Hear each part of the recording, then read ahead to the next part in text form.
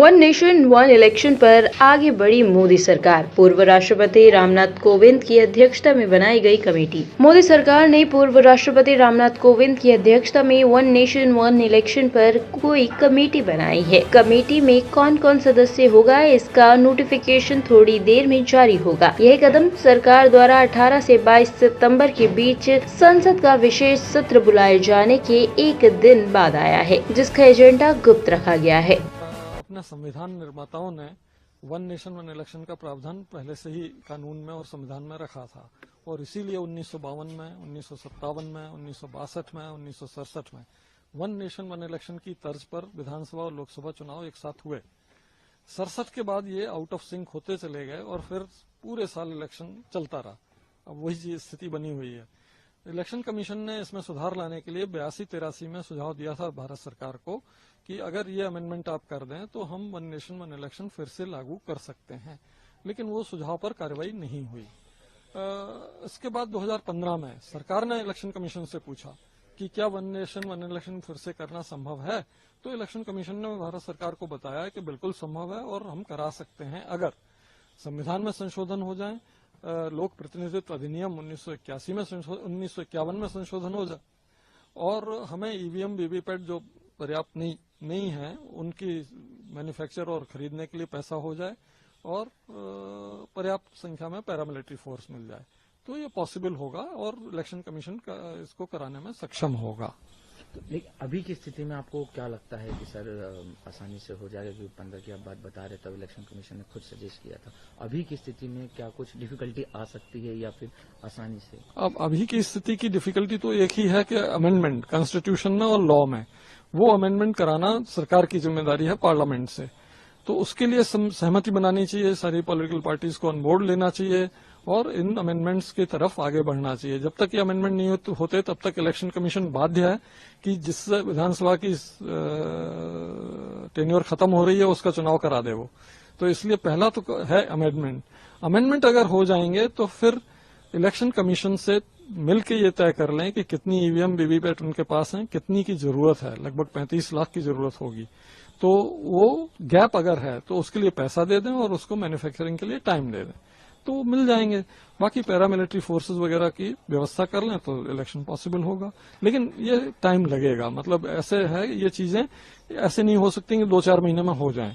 साल, 1.5 साल, 2 साल तो लगेगा, प्रोसेस में टाइम लगेगा। इसमें ये भी चीज आ रही है कि रिसेंटली जिन राज्यों में अगर चुनाव हुए हैं तो उनका किस तरीके से समाधान होगा या फिर उन सब के बारे में पूरे विकल्प इलेक्शन कमीशन ने सुझाए हैं, फिर उसके बाद नीति आयोग ने भी सुझाए हैं, विधि आयोग ने भी सुझाए हैं, तो बहुत सारे विकल्प दिए गए हैं।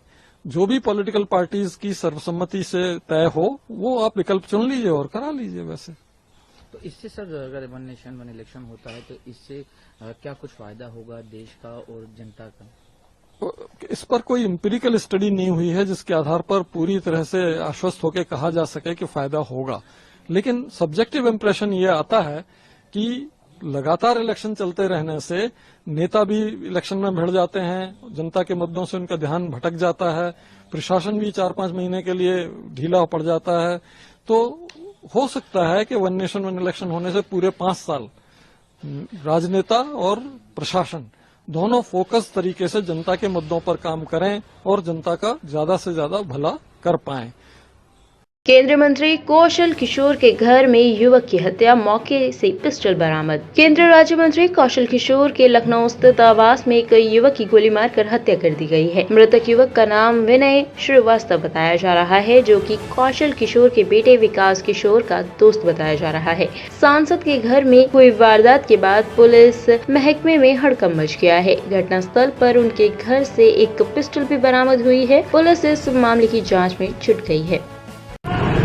एक लड़का विनय श्रीवास्तव, इसको जो है गोली लगी है और गोली से उसकी डेथ हुई है। सर पे एक चोट का निशान है और बाकी घर में साथ में 6 लोग आए थे। रात में खाना वगैरह खाया है, उसके बाद गोली चलने की घटना हुई है। इसमें उसको गोली लगी है, पिस्टल भी मिली है। पिस्टल जो है ये विकास किशोर की बताई जा रही है। सारी चीज़ छानबीन की जाएगी। सारी डिटेल हम लोग फोरेंसिक टीम को लगाए हुए हैं और फोरेंसिक टीम के जरिए हम लोग सारा साइंटिफिक एविडेंस कलेक्ट कर रहे हैं। CCTV कैमरा भी लगा हुआ है, उसकी भी सारी चीज़ हम लोग तहकीकात करेंगे। अभी हम लोग विवेचना करेंगे कि मैटर में क्या हुआ है, किस तरह से गोली चली है। मृतक के परिजन क्या कोई तहरीर दिए हैं लिखित में? हाँ, तहरीर दिए हैं, मुकदमा पंजीकृत किया है।